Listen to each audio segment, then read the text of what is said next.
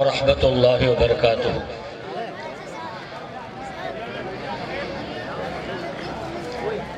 اعوذ باللہ من الشیطان الرجیم، بسم اللہ الرحمن الرحیم۔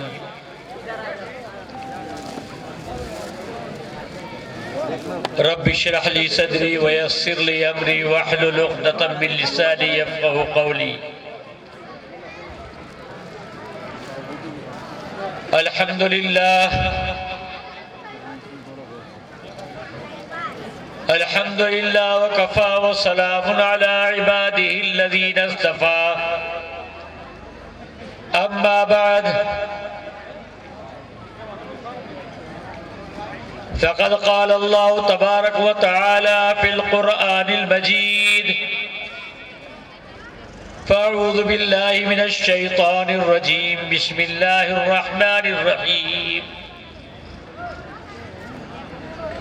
قد افلح المؤمنون الذين هم في صلاتهم خاشعون والذين هم عن اللغو معرضون والذين هم للزكاة فاعلون والذين هم لفروجهم حافظون إلا على أزواجهم أو ما ملكت أيمانهم فإنهم غير ملومين، فمن ابتغى وراء ذلك فأولئك هم العادون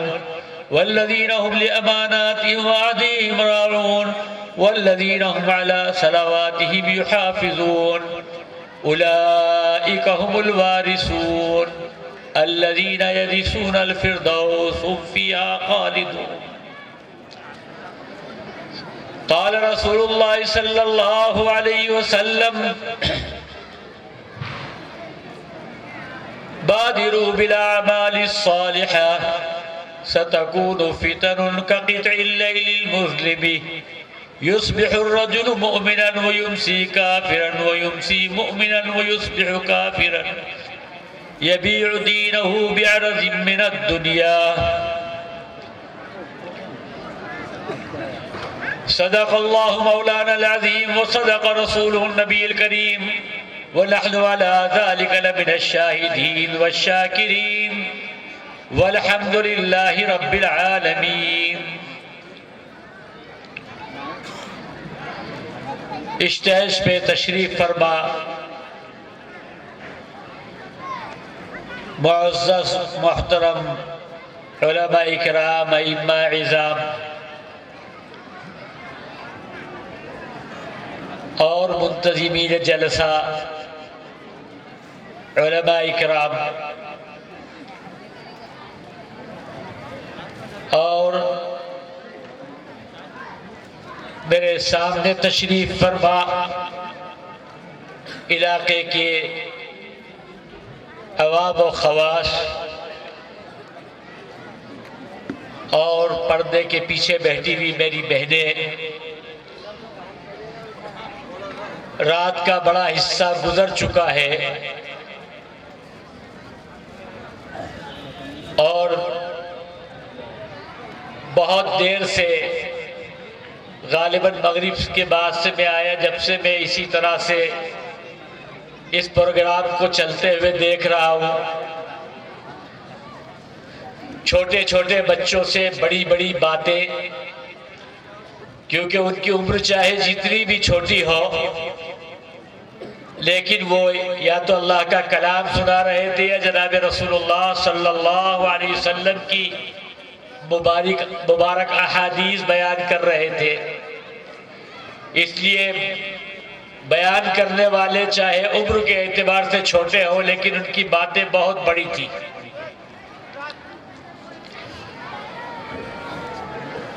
میں بھی اس کو بہت دیر سے سن رہا تھا، اور جیسا کہ ابھی مجھ سے پہلے ہمارے مفتی صاحب نے یہ بات آپ کے سامنے وضاحت سے کر دی کہ میں صحت کے اعتبار سے بہت کمزور ہوں، اس اعتبار سے مجھے بہت زیادہ دیر بولنا بھی دشوار ہوتا ہے، لیکن جس تڑپ کے ساتھ اور جس محبت کے ساتھ یہاں انتظامیہ نے دعوت دی، اور آپ تمام حضرات یہاں بیٹھے ہیں، انشاءاللہ کوشش کروں گا کہ کچھ ایسی باتیں کہوں کہ جو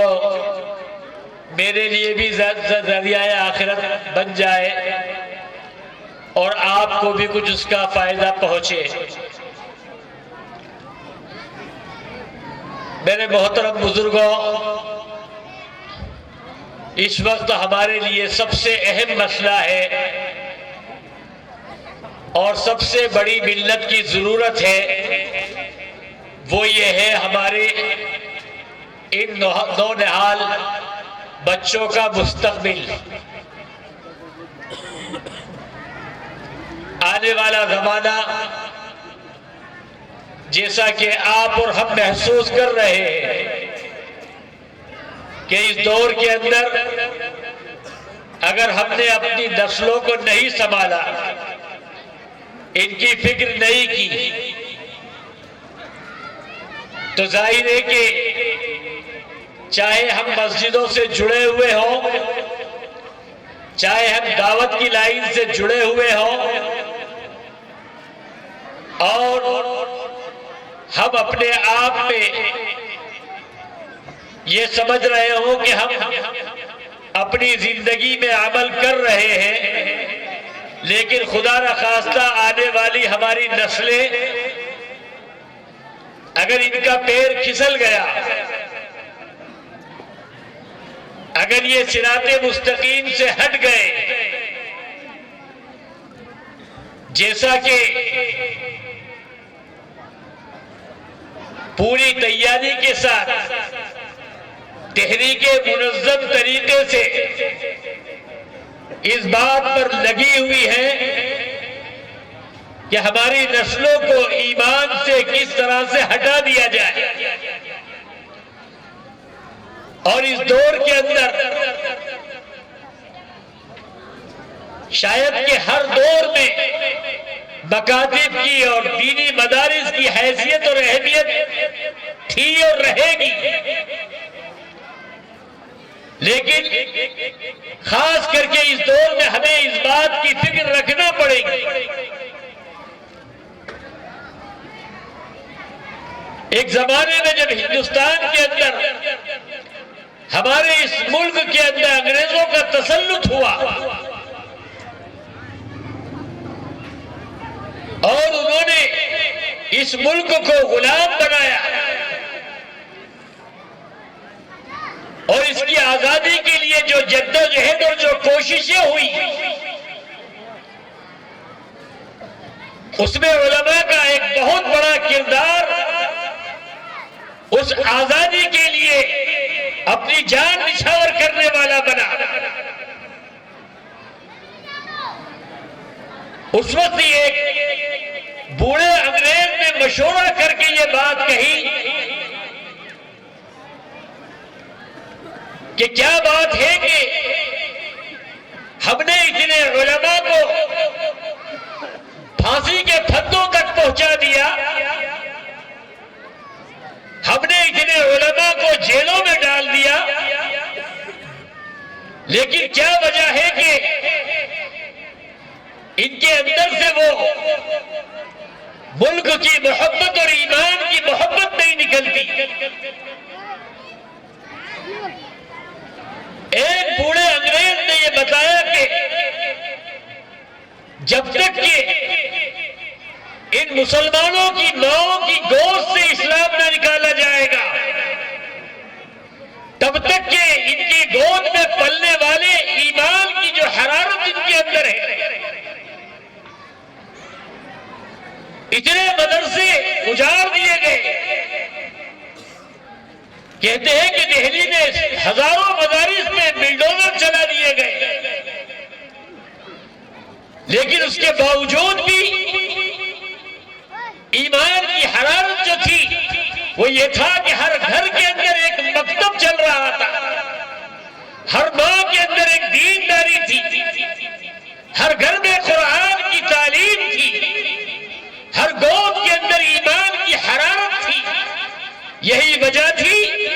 کہ جو ایمان والی ماؤں کی گود میں بچے بنتے تھے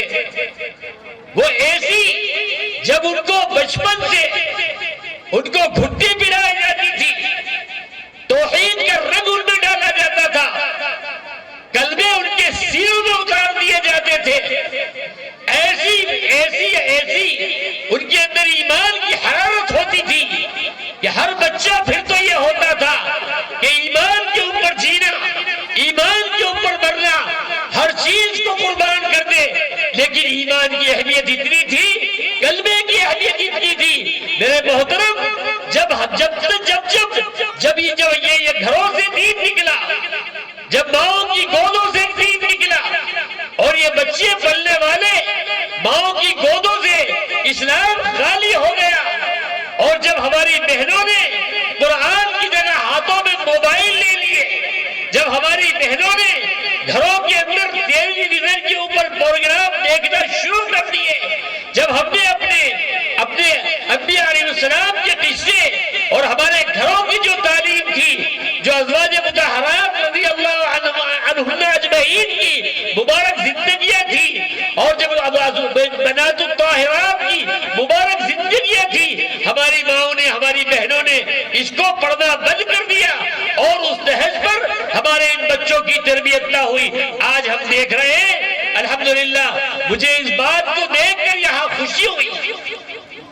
میں نے جب یہ دیکھا کہ یہاں اتنی ساری طالبات اور اتنے چھوٹے چھوٹے بچے اور یہاں کے حضرات، یہاں کے علماء کی توجہات اور یہاں کے عوام کا ان کے ساتھ تعاون، میرا دل بالکل خوش ہو گیا۔ مجھے ایسا لگا کہ اللہ نے اس علاقے کو کس طرح چن لیا ہے۔ یاد رکھیے، اگر ہماری نسلوں کی ایمان کی حفاظت کرنا ہے، ہمیں ان مدارس کو سنبھالنا ہوگا، ہمیں ان مدارس کی حفاظت کرنا ہوگی، ہمیں ان مدارس کی پیٹھ پشت پناہی ہمیں کرنا ہوگی۔ دیکھیے، اگر چھوٹے چھوٹے بچوں کو آپ دیکھیں کس طرح سے تربیت کی جاتی تھی ان کی، اگر تاریخ میں آپ دیکھیں گے، اگر آپ ان کو دیکھیں گے کہ کس طرح سے بچوں کی تربیت کی جاتی تھی، ہم اپنے اکابر کے بچپن کو پڑھتے ہیں، ہم اپنے علماء کے بچپن کو دیکھتے ہیں، اور ان کی جب سوانح حیات پڑھتے ہیں تو معلوم ہوتا ہے کہ نہیں، یہ جو